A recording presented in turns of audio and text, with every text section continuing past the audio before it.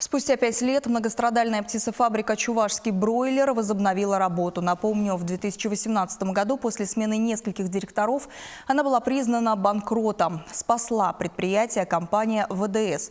С новым владельцем птицефабрики планы по наращиванию мощности обсудили министр сельского хозяйства Сергей Артамонов и сенатор Российской Федерации Николай Владимиров.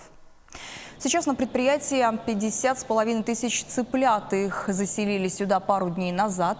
Скоро желтых комочков станет намного больше. Сейчас на этапе инкубации 123 тысячи птиц. До конца апреля здесь намерены запустить 5 птичников из 28. В первые 2-3 месяца руководство планирует продавать подросших бройлеров населению, а потом плавно перейти на производство мяса и до конца года реализовать не менее 2000 тонн. С увеличением поголовья будет разрастаться и штат сотрудников. Сейчас здесь трудится 36 человек. Однако, чтобы планы руководства притворились в жизнь, на предприятии необходимо обновить оборудование и помещение. За время банкротства многое устарело и обветшало.